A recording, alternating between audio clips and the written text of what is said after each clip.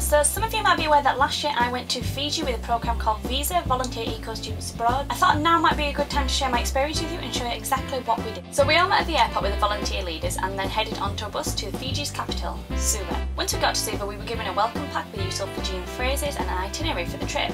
We then engaged in bonding activities so we could get to know each other better. After this we had a tour of the capital city where we had the opportunity to tell a little bit more about Fijian history and culture. We also saw this dude stood outside a really big house, so I'm assuming this is a Fijian equivalent to the guards outside Buckingham Palace, only without the ridiculous hats. After the introduction period of the trip, we drove down to our host village to meet our families and were presented with a fantastic welcoming ceremony where the children from the school would actually dance and sing, and it's quite hard to explain, but you get this overwhelming sense of joy just from watching the children perform and welcome you into their lives and home. Just as a warning, Fijian children are always super happy and super excited to see you, and they are not camera shy in the slightest.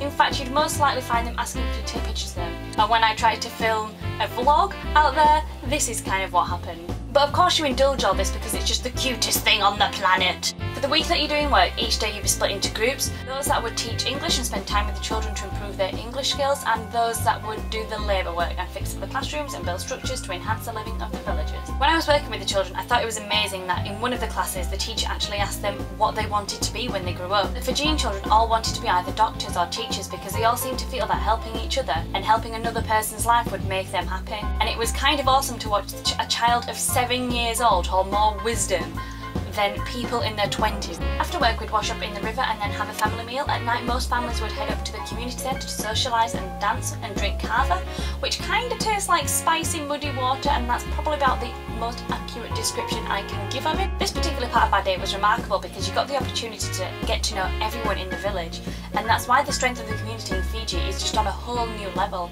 I mean, at home I can't even name 10 of my neighbours, never mind being friends with the whole village, and yet in Fiji this is the norm. By the end of this week we managed to spruce up and fix 9 classrooms, a library, we built an incinerator for the village and also a water tank base for clean irrigation water. For me this was the best part of the trip because not only did I feel like I was helping out an entire village, but I was welcomed into a home and a community by people that today, over a year later, I still call my family. And it's this that gives you a whole new perspective on life. I feel like it wasn't so much that I helped Fiji or helped the villagers, I feel like they helped me grow into a better person. The second week we spent island hopping around the Yasawa Islands, which we took on the most outrageous bright yellow boat that has ever existed.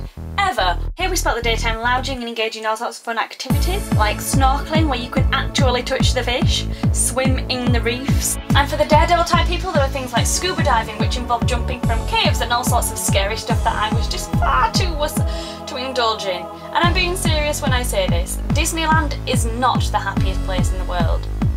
Fiji is. These nights are full of entertainment wherever we went. Some nights we'd do talent shows for each other where volunteers would showcase their other amazing talents abilities like air guitar. And some nights there were even smoking hot boogaloo boys. Literally smoking hot. They were dancing with fire. It was awesome. We played insane games like Eat My Box, where the aim of the game is to pick up a cardboard box with your teeth without using your hands or your knees, and each round the box would get smaller and smaller, and so you pretty much ended up like this and this. I look back on my time in Fiji with a longing to do it again. I gained a family, friends for life, and most importantly, a new love for Justin Bieber. And I hope I get to experience this kind of euphoria again.